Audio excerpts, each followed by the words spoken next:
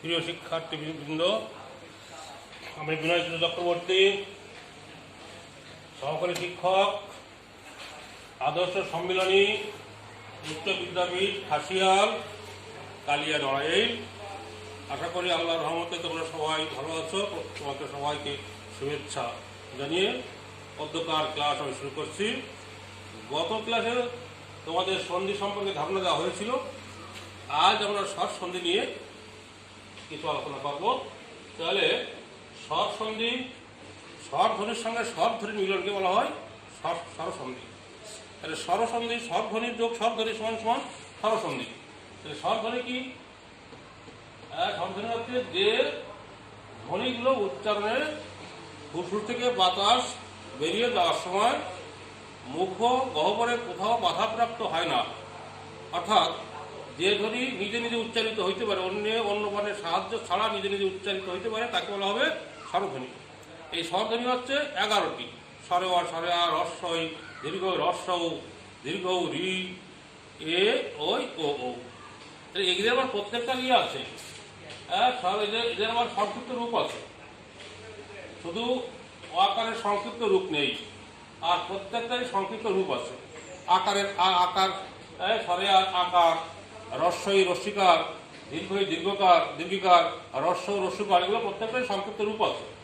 তাহলে এখানে আমরা প্রথম যে এটা সূত্রটা আমরা আলোচনা করবো আজকে, সেটা হচ্ছে অকার কিংবা আকারের পর।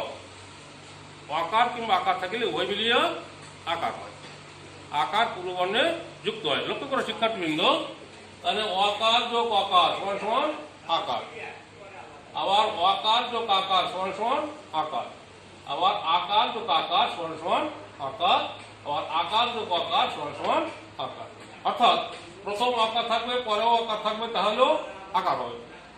প্রথম আকার পরে আকার, তাতেও আকার হবে। প্রথম আকার শেষেও আকার, তাতেও আকার। আবার প্রথম আর শেষে আর, তাতেও আকার হবে। এবার লক্ষ্য করো, আমরা উদাহরণ দেয়। নরাধম, নরাধম শব্দটি আকার হইতে রয়ের সঙ্গে। তাহলে নর যোগ অধম, নর যোগ অধম, এইটা নর, রটা ব্যঞ্জন বর্ণ, কিন্তু ব্যঞ্জন বর্ণের মধ্যে একটা কি থাকে? অ থাকে, অর্থাৎ ব্যঞ্জন বর্ণ সর্বর্ণের সাহায্য ছাড়া উচ্চারিত হইতে পারে না। এই রটার মধ্যে একটা অ আছে। কিরকম? আমরা যদি র উচ্চারণ করি, র কি আসে শিক্ষার্থীবৃন্দ? লক্ষ্য করো, র অ আসে। তাহলে এর ভিতরে একটা অ আছে। আর অধমের প্রথম আছে অ, নর, নর আর অধম, এই রয়ের মধ্যে যে অ আর অধমের যে অ,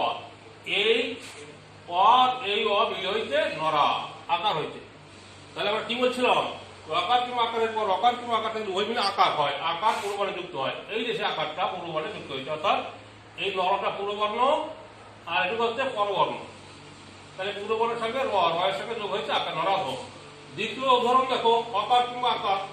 এখানে অকার আছে, এখানে আকার আছে। তাহলে হিম, হিম যোগ আময়, এই যে ম, এই মর মধ্যে কি আছে? প্রত্যেকটা ব্যঞ্জনের মধ্যে একটা করে অ রয়েছে। তাহলে ময়ের ভিতরে একটা অ আছে, অ আছে হিম, আর এখানে আরো এর আকার। তাহলে এই অকার আর এই আকার। তাহলে আমরা যদি প্রশ্নটার মধ্যে এরকম হবে যে হিম যোগ আময়, এটা কোন কোন বর্ণের মিলনে সংযুক্ত হয়েছে, ঠিক প্রশ্নটা তোমাদের এরকম হবে।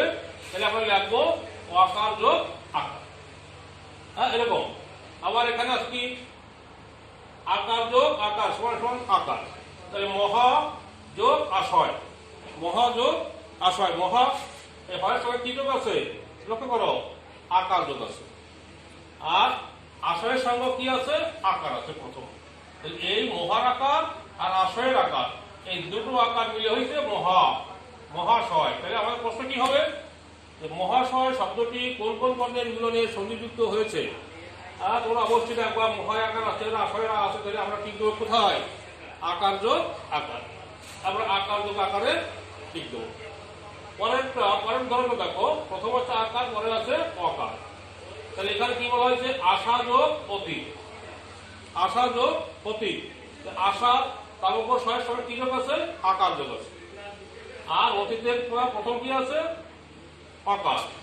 এই আশার আকার, অতীতের অকার। এই আকার আর এই আশার আকার আর অতীতের অকার, এই দুটো মিলে হয়েছে আশাতীত। হ্যাঁ, আশাতীত। এটা তো হইতে আশা হয়ে গেছে।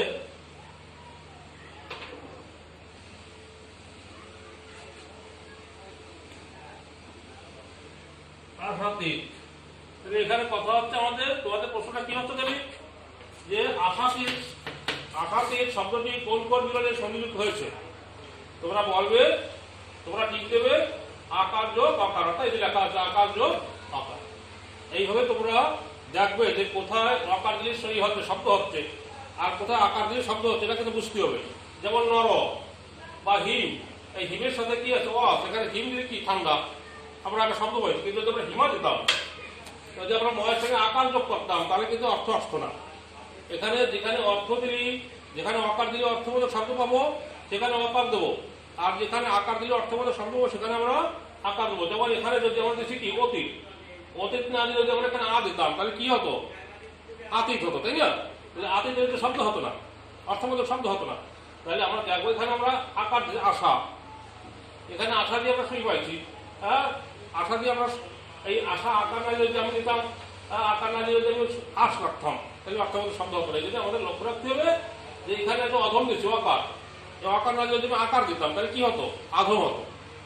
আধম দিলে আমাদের অর্থবোধক শব্দ কিন্তু আমরা পাতাম না। এই জন্য আমাদের লক্ষ্য রাখতে হবে যেখানে অর্থবোধক শব্দ পাবো আমরা, সেখানে আমরা আকার দিলে যদি অর্থবোধক শব্দ পাই অ দেবো, আকার দিলে যদি অর্থবোধক শব্দ পাই দিলে আ দেবো।